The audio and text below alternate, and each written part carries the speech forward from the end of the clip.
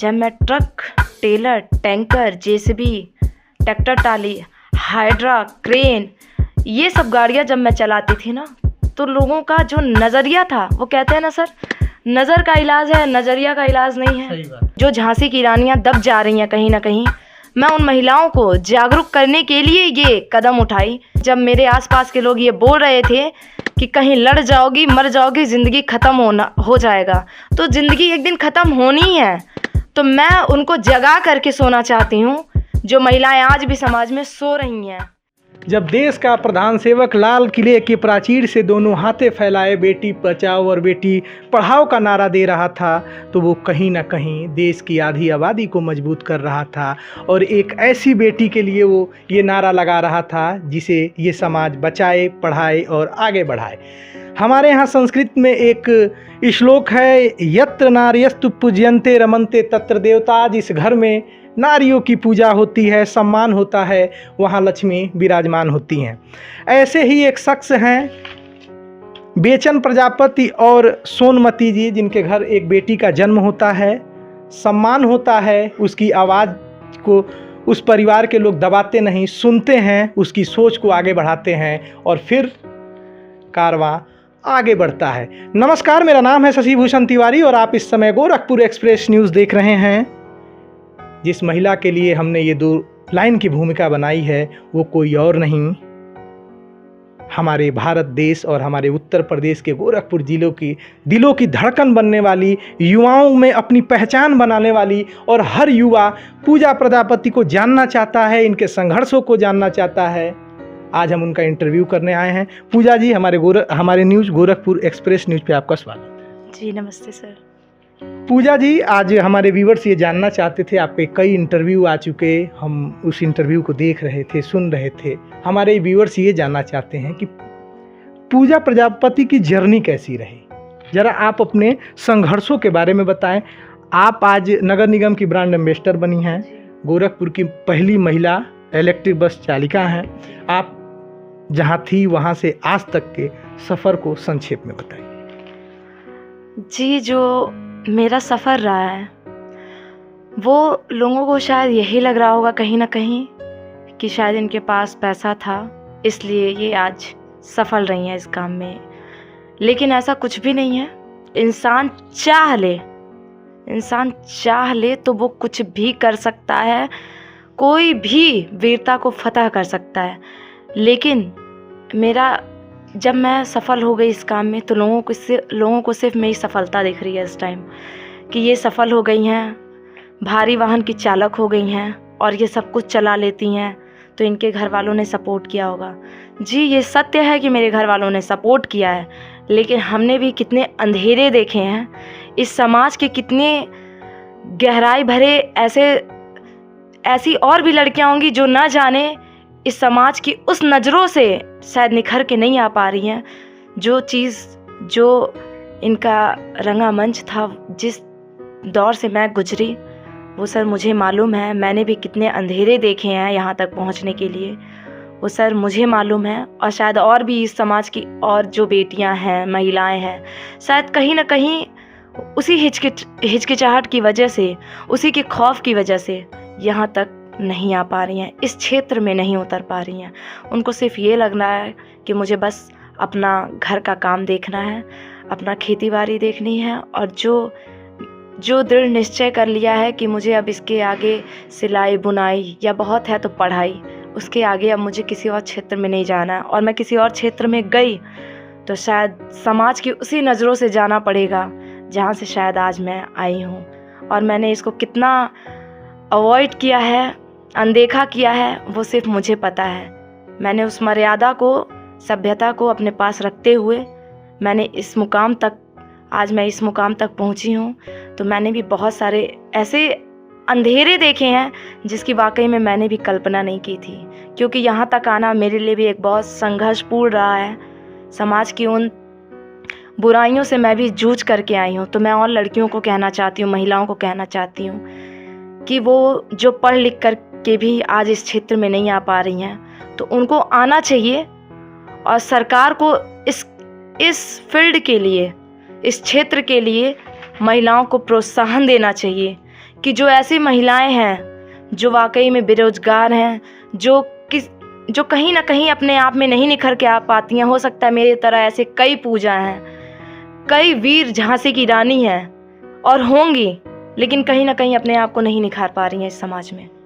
तो मैं यही कहूँगी कि सरकार प्रोत्साहन दे इस क्षेत्र के लिए, इस विभाग के लिए, इस परिवहन विभाग के लिए थोड़ा सा प्रोत्साहन देगी तो कोई भी सफलता महिलाएं हासिल कर सकती हैं। पूजा जी, आप एक संपन्न घर से आती हैं। आप चाहती तो एमबीबीएस की तैयारी कर सकती थी, यूपीएससी की तैयारी कर सकती थी। जहां आपके बारे में मैंने जाना तो आप हॉकी की नेशनल प्लेयर हैं, गोल्फ अमीरों का खेल कहा जाता है, उसकी भी प्लेयर रही हैं। स्विमिंग, शूटिंग, टाटा प्राइमा में आपने 42 किलोमीटर की मैराथन रेस भी जीती। आप सब कुछ कर सकती थी। ये हम जानना चाहते हैं, जब आप सब कुछ कर सकती थी, संपन्न थी, तो ये हैवी लाइसेंस, भारी भारी गाड़ियों को चलाने का निर्णय आपने क्यों लिया? मैंने इसलिए लिया क्योंकि मैं इसी समाज में रही हूँ, यहीं मैं पली बड़ी हूँ, ढली हूँ। तो मैं भी जब समाज में निकलती थी तो कई ऐसी और भी लड़कियाँ हैं जो वाकई में काम तो करना चाहती हैं लेकिन कर नहीं पाती हैं।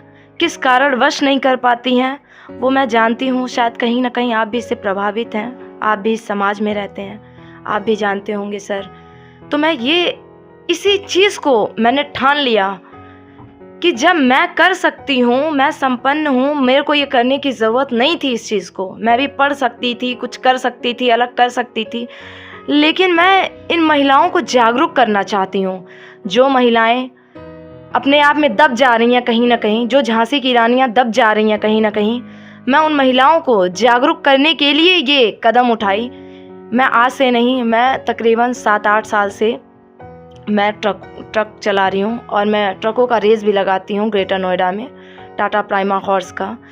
तो जब मैं ये कर सकती हूँ तो सरकार जब उनको प्रोत्साहन देगी इस विभाग में, सरकार अगर एकेडमी खोल देगी जहाँ पे मैं उन महिलाओं को ये ठान ली हूँ कि अगर सरकार ने थोड़ा सा महिलाओं के सिर पे हाथ रख दिया और छत्र छाया में अपने उनको ये आशीर्वाद दे दिया कि महिलाएं इस क्षेत्र में आएँ और अपने बेरोजगारी को दूर करें और किसी अपने हथियार को, अपने कमज़ोरी को हथियार बनाए, मजबूरी ना बनाए, इस क्षेत्र में उतरे, तो मैं उनको फ्री ऑफ कॉस्ट बिना किसी चार्ज के ट्रेनिंग देने के लिए मैं तैयार हूँ, जिससे महिलाएं हिचकिचाएं नहीं, धैर्यपूर्वक इस काम में सफलता उनको प्राप्त हो सकती है। मैं ये प्रोत्साहन के लिए उन महिलाओं को ये दिखाने के लिए काम कर रही हूँ कि जब मैं चला सकती हूँ, जब मैं अपनी जान को हथेली पे लेके चल सकती हूँ, जब मैं ये काम कर सकती हूँ, जब मेरे आसपास के लोग ये बोल रहे थे कि कहीं लड़ जाओगी, मर जाओगी, ज़िंदगी ख़त्म हो जाएगा, तो ज़िंदगी एक दिन ख़त्म होनी है। तो मैं उनको जगा करके सोना चाहती हूँ। जो महिलाएं आज भी समाज में सो रही हैं, अभी भी जाग नहीं रही हैं, सो रही हैं, कहीं ना कहीं वो जग जाए, क्योंकि एक दिन उनको सबको सोना है। तो इससे बढ़िया जग करके, दुनिया देख करके सोएं। मुझे 2 लाइन याद आ रही है पूजा को जब मैं देख रहा हूँ। जब आप हताश हो रहे हो, निराश हो रहे हो, लग रहा है कि अब टूट जाएंगे, तो एक बार पूजा को ज़रूर देखें। हौसले जब टूटने लगे तो यह समझ लेना बगैर मेहनत के तक तो ताज नहीं मिलते। ढूंढ लेना अंधेरे में अपनी मंजिल, जुगनू किसी रोशनी के मोहताज नहीं होते। पूजा जी, मैं ये जानूँगा कि जब ये तमाम तरह के आपके पास मीडिया आ रहे होंगे, हम भी आए हुए हैं, कोई मीडिया पहले नहीं था आपके पास। जब पूजा को ये लोगों को पता चला कि आप पहली भारी वाहन चलाएंगी, इलेक्ट्रिक बस चलाएंगी और ज़िले की पहली महिला हैं, तो तमाम तरह के मेन स्ट्रीम मीडिया, क्षेत्रीय मीडिया, मैं भी आया हूँ, आपके पास आया इंटरव्यू करने के लिए। लेकिन जब पूजा प्रजापति समाज के इस रूढ़िवादी सोच की जो मानसिकता है, पुरुषवादी सोच की, वहाँ जब सामना कर रही थी और किस सोच के साथ आप लड़ रही थी, वहाँ जब अभी भारत के मुख्य न्यायाधीश का एक बयान आया है कि खोजी पत्रकारिता ख़त्म हो रही है। खोजी मतलब कि जो हम आज कर रहे हैं, इसी पूजा प्रजापति के इंटरव्यू में 6 महीने पहले कर लिया होता, ये मेरे लिए खोजी पत्रकारिता होती। ये हमारे लिए खुद की शर्म की बात है कि हम पूजा प्रजापति को पहले नहीं खोज पाए। ऐसी कई पूजा प्रजापति होंगी जो घर से निकल रही होंगी, समाज का सुन रही होंगी, टूट रही होंगी, जुट रही होंगी, फिर टूट जा रही होंगी, क्योंकि सब आपके तरह मजबूत नहीं होती हैं।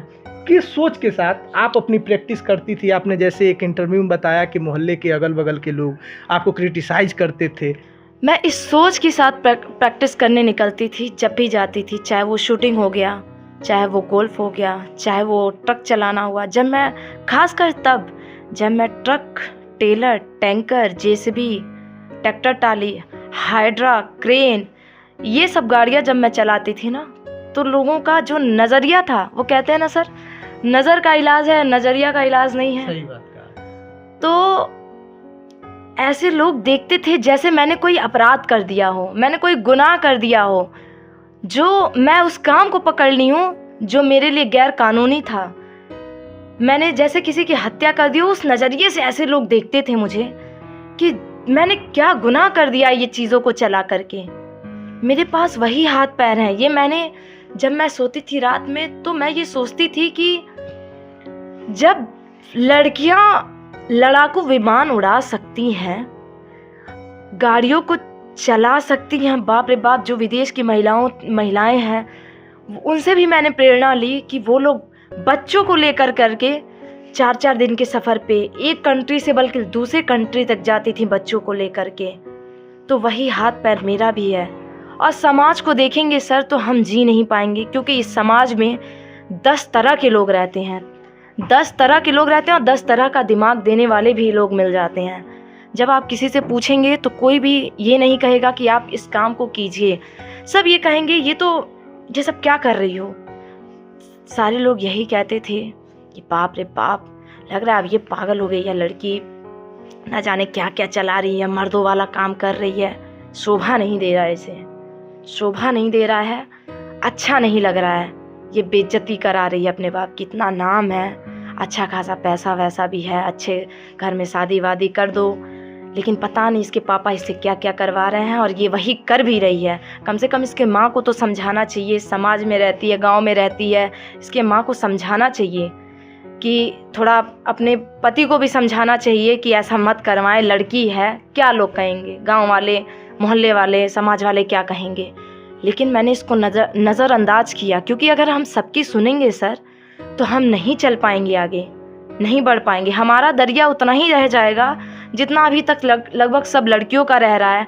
खाना बनाना है, खाना है, आगे घर का काम करना है, मुझे शादी हो जाएगी, बच्चे पालना है। मैंने कहा कि जब ये काम करना, ये तो सबके जहन में है, चाहे वो कितनी भी पढ़ी लिखी लड़की हो। क्यों सर, MBBS लड़कियां क्या खाना नहीं बना रही हैं? हमने देखा ओलंपिक में महिलाओं ने किस तरह से भारत की आधी आबादी ने भारत के तिरंगे का सम्मान बढ़ाया। और वो दिन जब हॉकियों से गोल की टकराहट हो रही थी, एक एक गोल के लिए वो महिलाएं संघर्ष कर रही थी, सबके निगाह टीवी के तरफ थे और महिलाएं भारत का सम्मान लगातार आगे बढ़ा रही थी। जब सब कुछ हुआ, सम्मान भी पा रहे थे, भारत के PM, CM, सारे राज्यों के मंत्री से लेके संतरी सब लग गए अपनी अपनी उपलब्धि गिनाने के लिए। लेकिन जब उनके संघर्षों को हमने टटोला, देखा, जाना, तो बड़ा दुख होता है। उनके पास प्रैक्टिस के लिए हॉकी भी नहीं थे। तो मैं मीडिया से हूँ, और भी मेन स्ट्रीम की मीडिया, दुख होता है कि क्यों ना अभी देखिए, मैंने खोजी पत्रकारिता, मतलब खोजना, हमने क्यों नहीं उनके संघर्षों को दिखाया, वो किस अभाव में प्रैक्टिस कर रही थी। एक हॉकी की महिला ने बताया उनके पास हॉकी नहीं होते थे, वो लकड़ी के डंडे से प्रैक्टिस कर रही थी।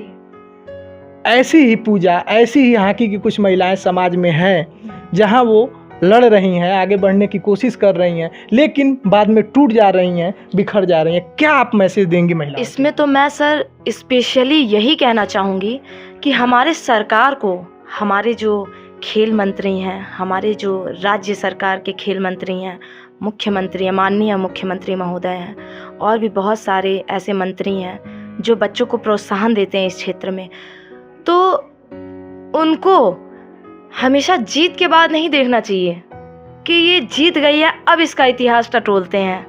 उनको जीत के पहले भी देखना चाहिए कि वास्तव में उसकी स्थिति क्या है, वो किस दौर से गुजर रही है, उसके पास खेलने को है या नहीं है, उसके पास जूते हैं या नहीं है। हो सकता है कि आज वो अपने मेहनत संघर्ष से यहाँ तक पहुँची हैं, क्या पता 5 साल, 6 साल, 10 साल पहले जब वो संघर्ष कर रही थी, जब वो लकड़ी के डंडे से खेल रही थी, शायद वो जब नंगे पाँव खेल रही थी, शायद जब उनके पास वो डाइट नहीं थी कि जिससे वो जहाँ 5 साल में, 8 साल में, 9 साल में वो चीज़ कवर कर पाई, ओलंपिक तक पहुँच पाई, हो सकता है कि वो और भी पहले कवर कर लेती हैं, शायद उनको सुविधाएं मिली होती तब। क्या क्या दिक्कतें आती हैं सरकार को? एक परिवहन विभाग में क्या क्या सुविधाएं देनी चाहिए? आप एक ड्राइवर हो, हैवी गाड़ियां चलाती हो, तो आपके अनुसार क्या क्या सुविधाएं एक राज्य सरकार को परिवहन विभाग के लिए करनी चाहिए, जहां महिलाएं खुद को सुरक्षित महसूस करें? मेरे हिसाब से जो मैंने अभी तक अपना जो मैंने प्रैक्टिकली जो मैंने महसूस किया है, मैं उसकी पर्सनली चर्चा करती हूँ कि सरकार को जो है, पहली बात तो सर एक एकेडमी खोल देना चाहिए जहाँ महिलाएं इसके लिए प्रशिक्षित की जाएं, ट्रेनिंग लें। और सरकार को ड्राइवरों के लिए और ख़ासकर महिला ड्राइवरों के लिए एक ख़ास सुविधा रखनी चाहिए, क्योंकि सर हमारा जो समाज है, हम लड़की हैं, महिलाएं हैं, एक ऐसा बंदोबस्त करना चाहिए जिससे महिलाओं को ऐसी कोई तकलीफ़ ना हो, क्योंकि महिलाओं की भी ड्यूटी होती है। वो उनको एक काम नहीं रहता, उनको 10 प्रकार के काम होते हैं। घर पे आना है, घर भी देखना है, अपना समाज भी देखना है, हमें वो नौकरी भी करनी है, हमें उन सब चीज़ों को करना है। तो सर सरकार को और भी सुविधाएं प्रोवाइड करनी चाहिए इस चीज़ के लिए, जिससे महिलाओं को चलाने में और भी, अन्यथा जो ड्राइवर हैं उनको चलाने में दिक्कतें ना हो। क्योंकि एक ड्राइवर के ऊपर इतनी बोझ होती है कि वो जब एक शिफ्ट 8 घंटे की है और जब 8 घंटा वो गाड़ी को चलाता है, बस को चलाता है, तो उसके हाथ में वो इतनी ज़िंदगियां होती हैं, क्योंकि जब सवारी बैठ जाती है तो वो निश्चिंत होकर के सोती है, गाने सुनती है, झूमते हुए खिड़की पे बैठ के शहर को देखती है, अपने आप में वो मगन रहती है। और जिसको नींद आया सो गया, निश्चिंत वो, क्योंकि ये सब ड्राइवर के ऊपर छोड़ दिया जाता है कि गाड़ी चल रही है, हमें अपने मंजिल तक पहुंच जाना है। तो उन सब की ज़िंदगियां एक ड्राइवर के हाथ में होती हैं उस पल के लिए, जब तक वो मंजिल तक पहुंच ना जाए। तो सरकार को एक अनोखा, एक हट करके ड्राइवरों के लिए सुविधा प्रोवाइड करनी चाहिए। ये जो मैंने मंजिल ठानी है, ये मैंने सबसे पहले तो साहस के लिए ही ठानी है, क्योंकि मैं इस समाज में रहती हूँ और मैं लड़कियों का जो माइंड सेटअप है उनको मैं जान रही हूँ, क्योंकि मैं इस समाज में रह रही हूँ। मैं हमेशा 1000 लड़कियों से मिल रही हूँ। अपने कॉलेज में मैं पढ़ती हूँ, वो हमारा महिलाओं का ही कॉलेज है, चंद्रकांति रमावती देवी आर्या महिला पीजी कॉलेज, जो कि दीवान बाज़ार में वो महिलाओं का कॉलेज है। जब मैं वहाँ पे भी लड़कियों से कहती हूँ और बोलती हूँ, तो वो यही कहती हैं, अरे पागल हो गई हो क्या तुम, पागल हो गई हो, ये सब काम हम करेंगे? अरे यार क्या कहेंगे घर के लोग, एटलीस्ट मेरे घर के ही आसपास के लोग क्या कहेंगे, मेरे चाचा चाची क्या कहेंगे कि ये सब काम कर रही है, ये सब बकवास है, नहीं, इस क्षेत्र में नहीं। अरे तुम ये करो, फैशन डिजाइनिंग का काम करो, पढ़ो लिखो, अपना बीएड करो, टीचर का नौकरी लो, और भी नौकरियां हैं, बहुत सारी नौकरियां हैं, कहीं किसी ऑफिस में ऑफिशियल जॉब कर लो। तो सिर्फ इतना ही रहना है तो फिर सरकार को मत कोसिए कि हमें इतना रहना, तो फिर इंतज़ार कीजिए, सरकार आएगी, फिर सरकार आएगी। सरकार तो हर साल रहेगी, आती जाती रहेगी। तो फिर सरकार की वैकेंसी का वेट कीजिए, फिर आपकी उम्र निकल जाएगी, फिर आपका एक उम्र ढल जाएगा, टाइम निकल जाएगा, वो मौका निकल जाएगा, वो जज्बा निकल जाएगा। फिर आप सरकार को मत कोसिएगा, अपने आप को कोसिएगा कि काश मैं कुछ और कर ली होती उस टाइम। क्योंकि आप समाज में निकलिए, समाज को बहुत ज़रूरत है, लोगों को बहुत ज़रूरत है। आज हम अपने फील्ड की बात बताएं तो हमसे हमारे जो डिपो मैनेजर हैं, माननीय के मिश्रा नाम है उनका, डिपो मैनेजर हैं, वो खुद कह रहे थे कि यार पूजा और भी लाओ, कुछ लड़कियां लाओ जो ड्राइवरिंग करती हों, जो टेक्निकल हों, जो डेंटर का काम करती हों, पेंटिंग का काम करती हों, जो इलेक्ट्रीशियन हों, जो मैकेनिकल से क्षेत्र से जुड़ी हों। मेरे सिवा अभी सर वहाँ पे कोई नहीं है, सिर्फ मैं हूँ जो लड़कियों को प्रोत्साहन देने के लिए ये काम कर रही हूँ। लेकिन वहाँ पे जितने भरे हैं, जेंट्स भरे हैं, लड़के भरे हुए हैं। तो क्यों नहीं इस समाज में, इस क्षेत्र में, इस फील्ड में क्यों नहीं लड़कियां हैं? क्या ये काम नहीं है? क्या ये छोटा मोटा काम है? अगर इसमें क्या जब 50,000, 70,000, 1 लाख सैलरी मिलेगी तभी लड़कियां आएंगी इस काम को छूने, देखने? अरे आप एक बार निकलिए तो, लोगों को देखिए तो, समाज से मिलिए। समाज आपको ढूंढ रहा है, लेकिन जब आप नहीं निकलेंगे सर तो कोई भी समाज का इंसान आपके घर में नहीं। युवाओं में ये है, सरकारी नौकरी को ही नौकरी लोग समझते हैं। हाँ, ये सर मेंटालिटी बन गई हुआ है, ये दिमाग का वो हो चुका है कि सरकार जो हमें प्रोत्साहन देती है, सबको सरकारी नौकरी चाहिए। किसी को आईएएस बनना है, किसी को पीसीएस बनना है, किसी को सीईओ बनना है, किसी को एसओ बनना है, किसी को एसआई बनना है। सर बस सरकारी नौकरी चाहिए, ये नहीं है सर, ये मेंटालिटी बन चुकी है शुरू से। ऐसी प्राइवेट नौकरियां भी हैं जो आपको, ये क्या है सर, आज मैं जो कर रही हूँ ये प्राइवेट ही है, लेकिन आज मुझे नाम मिला है तो न जाने और कितनी महिलाओं को ऐसे नाम मिलेगा।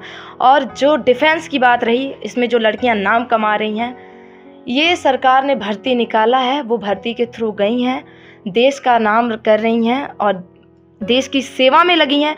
ये आप में एक गौरवान्वित करता है। मैं खुद एनसीसी की हूँ, मैंने वो हर काम किया हुआ है। मैं एनसीसी की बहुत बड़ी देना स्रोत हूँ कि मैं अंडमान निकोबार तक गई हूँ। ये सिर्फ मेरे मेहनत का कारण था कि मैं अंडमान निकोबार तक गई हूँ। और एनसीसी में मैंने सी सर्टिफिकेट किया है। एनएसएस से मैं राजपथ भी चली हूँ। अभी सर जल्द की बात है, 2020 में मैं 26 जनवरी परेड भी की हूँ एनएसएस की तरफ से। और एनसीसी की तरफ से मुझे हर वो शिक्षा दी गई जो वाकई में देश के लिए, अगर इस चीज़ को हासिल करने के लिए मरना पड़े तो मैं वो भी काम कर दूंगी, अपनी जान तक दे दूंगी। अगर देश के लिए मुझे जान देना तो मैं इसमें भी सरकार के लिए और अपने देश के लिए बहुत गौरव महसूस करूंगी। कल पूजा आप सीएम के साथ होंगी जी, कैसा लगेगा? और सोच के जो कल का क्षण है, मतलब किस तरह का आप अनुभव कर रही हैं? अब सर वो अनुभव तो मैं शायद बयां नहीं कर पा रही हूँ, क्योंकि ये कहीं ना कहीं मेरी मेहनत, शायद जो आज मैं समाज से जूझ करके निकली हूँ, शायद ये उसी का नतीजा है।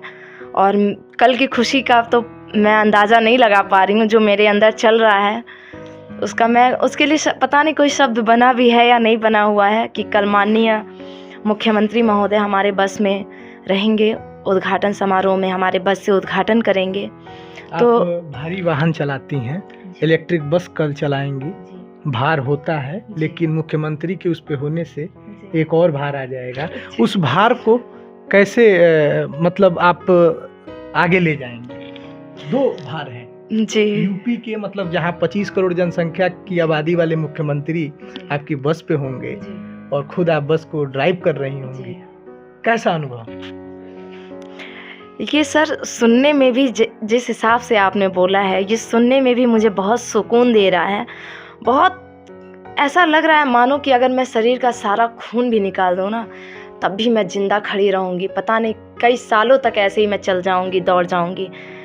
अपने आप में ये एक मिसाल है कि माननीय मुख्यमंत्री महोदय हमारे बस में सफ़र करेंगे, वहाँ से उद्घाटन करेंगे। और वाकई में आपने बोला कि ये 2 गुना भार रहेगा, एक बस का भार रहेगा, एक माननीय मुख्यमंत्री का भार रहेगा।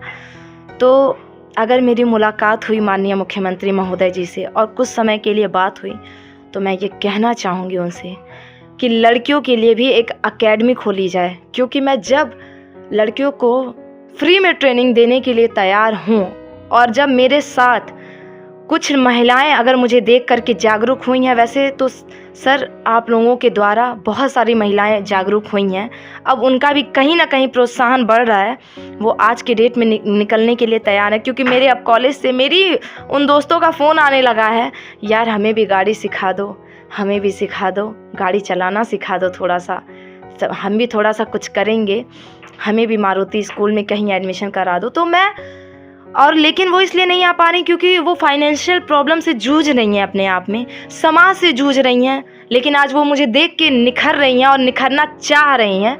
तो मैं उनके लिए माननीय मुख्यमंत्री जी से निवेदन करना चाहती हूँ कि एक एकेडमी खुलवाएं, जहाँ पे मैं उन महिलाओं को, उन लड़कियों को ट्रेनिंग देना चाहती हूँ जो पढ़ लिख करके घर पे बैठी हुई हैं और कुछ अब शायद मुझे देख करके कुछ करना चाह रही हैं, और मैं उनको फ्री में ये ट्रेनिंग दूंगी। और पूछ लेते हैं, नगर निगम ने आपको स्वच्छ सर्वेक्षण का ब्रांड एम्बेसडर बनाया है, 8 घंटे की ड्यूटी, फिर लोगों को जागरूक करना, कैसे कर पाएंगे?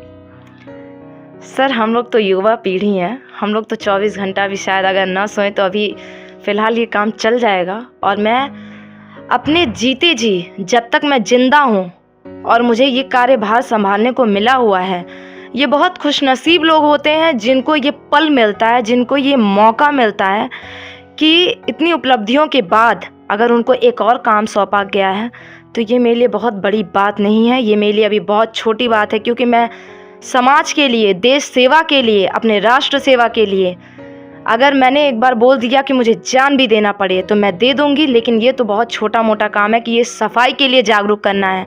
अभी हम लोग कलिंद्रा बाल विहार चौराहे पे जो लोग ठेला लगाते हैं, जो हमारे होटल्स है जहाँ लोग खाना खाते हैं, पत्तल में खा करके फेंक देते हैं, जिससे नाले जाम हो रहे हैं, रास्ते ब्लॉक हो रहे हैं, वहाँ कई तरह के उसमें कीड़े मकोड़े जम रहे हैं, मच्छर पनप रहे हैं। उसके लिए मैं जागरूक करके आई हूँ। जो मोमो है, चाट है, फुल्की टिकिया के ठेले लगे हुए हैं लाइन से, उसमें लोग खा रहे हैं और वहीं पे फेंक दे रहे हैं। उसके लिए मैं सारे दुकानदारों को और जितने भी ठेला वाहक हैं उनको और जो लोग खा रहे थे उनको भी जागरूक करके आई हूँ कि आप लोग जो खा रहे हैं ये सब हमारे लिए ही है, हम ही खाते हैं, आप जैसे हमारे जैसे लोग ही खाते हैं। तो इसको साफ़ सफाई इसका बनाए रखना भी हमारा ख्याल है। हमारे शहर को तो इतना साफ़ होना चाहिए, रोडों को, नालियों को इतना साफ़ होना चाहिए कि इंसान ज़मीन पे बैठ करके और हाथ में या फिर रोड पे बैठ करके ऐसे नाले के किनारे खाना खा ले। इंदौर है, जैसे इंदौर है। मैं एक बार फिर आपसे कहना चाहूँगा, प्रधानमंत्री ने कहा था और उनकी योजना भी है, बेटी बचाओ और बेटी पढ़ाओ। बेटी को हर तरह संघर्ष करना पड़ता है, माँ के गर्भ से आने तक और इस दुनिया में आने तक संघर्ष करना पड़ता है, अपने घर से निकलने पे भी संघर्ष करना पड़ता है, ऑफिस से लेके हर जगह संघर्ष करना पड़ता है। बेटियां आज परचम लहरा रही हैं क्योंकि उनके साथ ऐसा परिवार है। अल्ट्रासाउंड विभाग के बाहर चले जाइए तो वहाँ लिखा होता है भ्रूण जांच निषेध है, दंडनात्मक कार्रवाई होगी। ये क्यों लिखा होता है? ये किस स्वस्थ समाज में लिखा होता है? अगर आज आप बेटी को बचाएंगे, बेटी को पढ़ाएंगे तो आपके भी घर पूजा प्रजापति की तरह बेटी होगी, जो आज पुरुषों से कंधा मिला के चल रही है, 2 कदम आगे चल रही है और समाज का आईना बन रही है। हम कहाँ आज खड़े हैं? अगर आप अपनी बेटी को पढ़ाएंगे, उसकी आवाज़ बनेंगे और उसके दिल में क्या है ये आप सोचेंगे, उसकी मन की बात सोचेंगे, वो क्या करना चाहती है उसके बारे में सोचेंगे, तो ये समाज आगे बढ़ेगा और आपके घर भी एक पूजा प्रजापति होगी।